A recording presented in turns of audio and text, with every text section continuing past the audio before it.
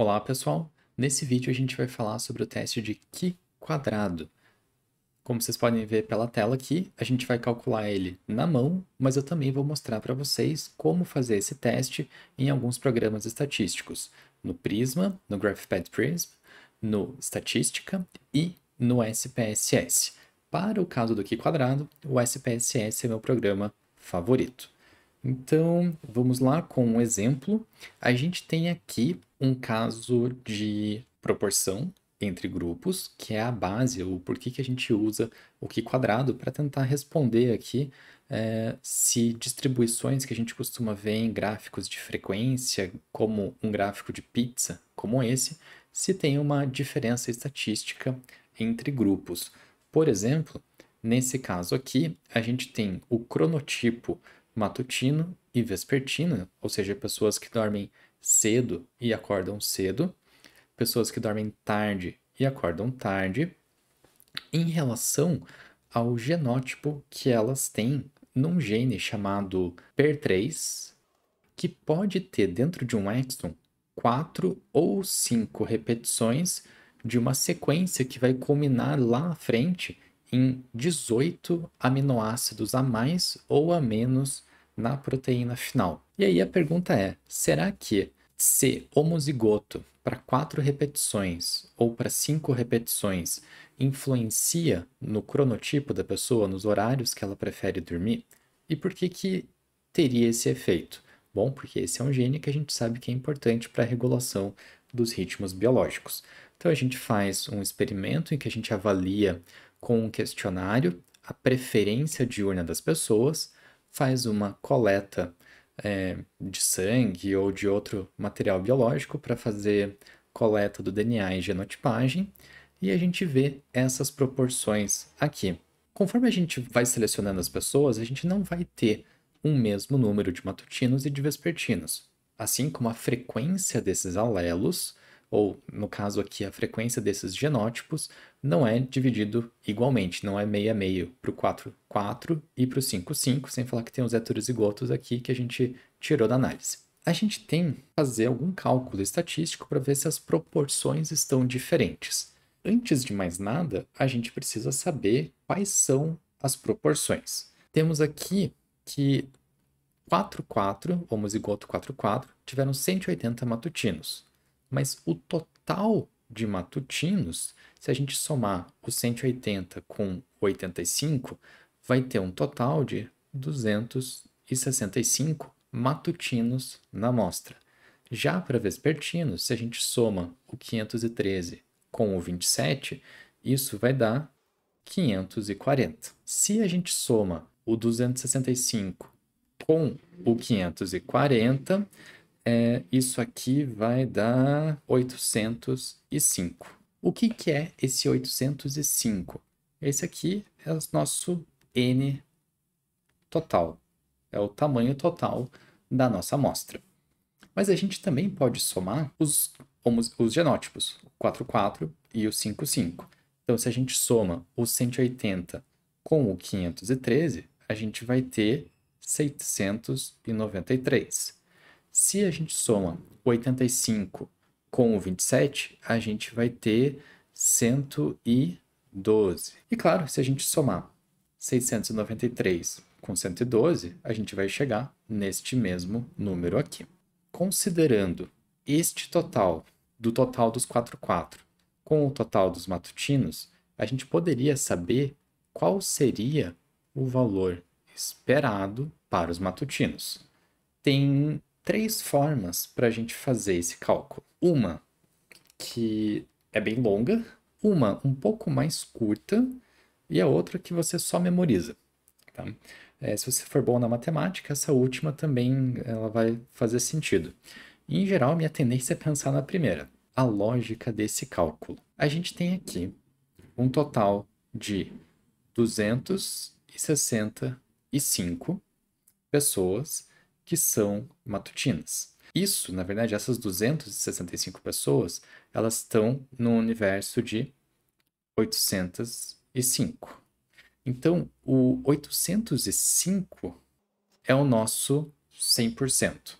Então, se 805 é 100%, 265 é x. O nosso x que é esse? X vai ser a porcentagem de matutinos que existe na nossa amostra. Se a gente fizer essa conta aqui, isso aqui vai dar 32,92. Com isso, qual que seria o esperado para encontrar aqui como matutino? O que seria a nossa hipótese nula? Seria que o genótipo 44 ou 55 não tem nada a ver com o cronotipo da pessoa.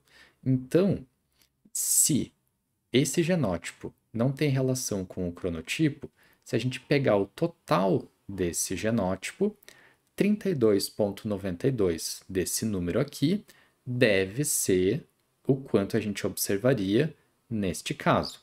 Então, se 693 seria o nosso 100%, 32,92 daria um novo x aqui, que seria o nosso esperado. Então, se a gente fizer essa conta, a gente teria um valor esperado de 228,14. Esse seria o nosso esperado. A gente pode fazer isso para todo mundo e vai obtendo valores diferentes. Qual que é uma outra forma bem parecida, na verdade? É uma simplificação disso que a gente pode ter.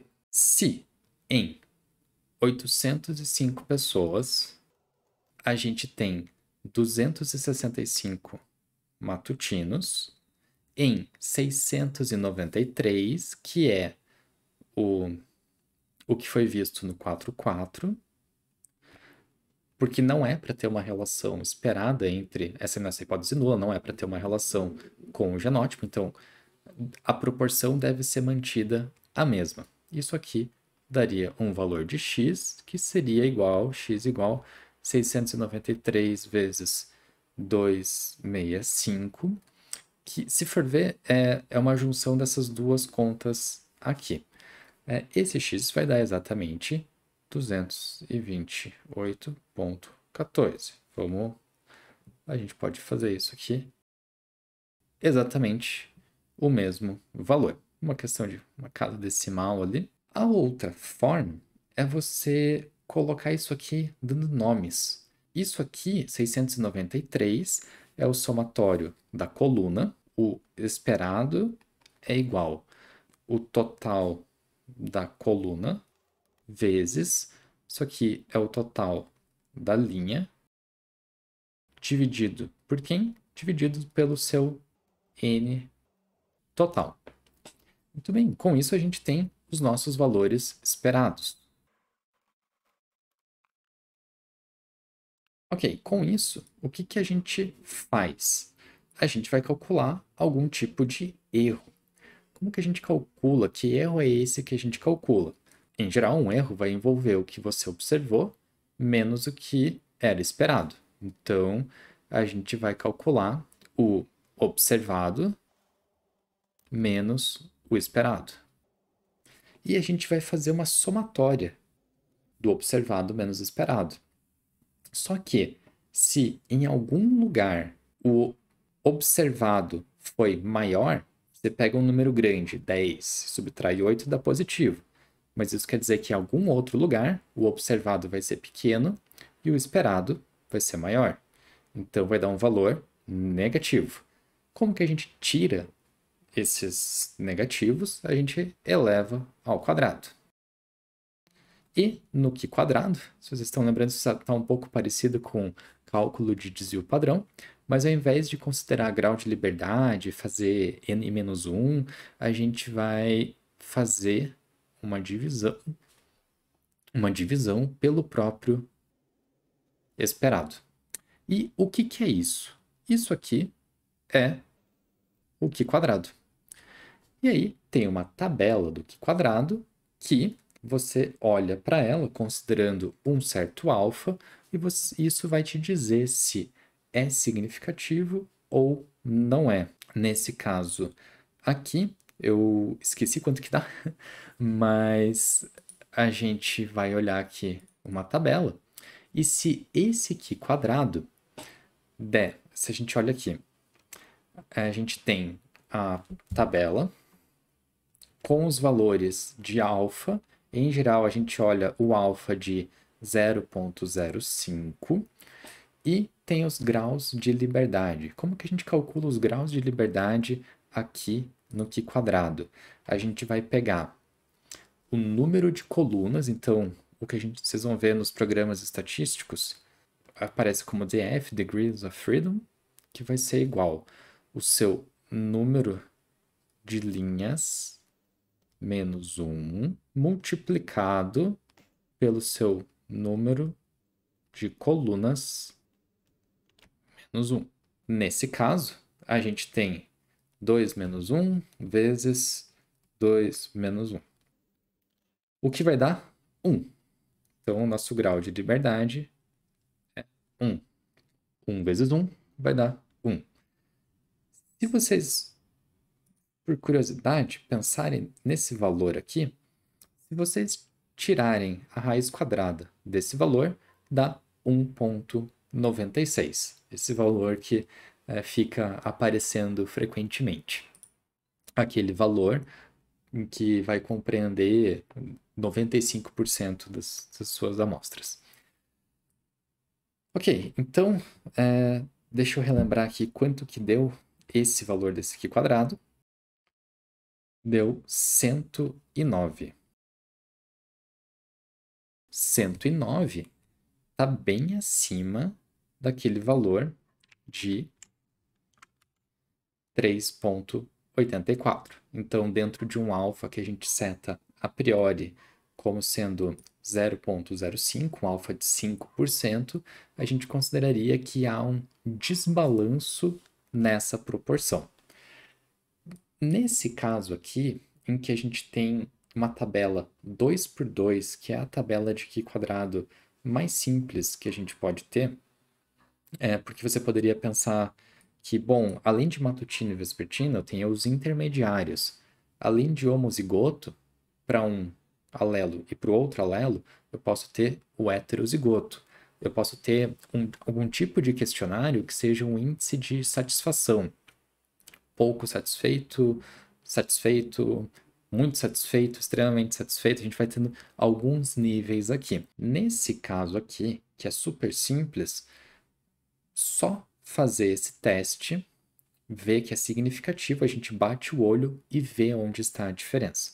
Quando isso aqui aumenta, a gente vai precisar de algum teste pós-hoc adicional.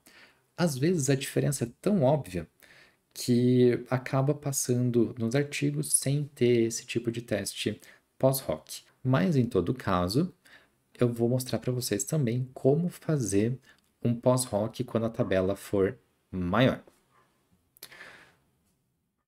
Agora, a gente vai para programas de estatística, começando com o próprio estatística.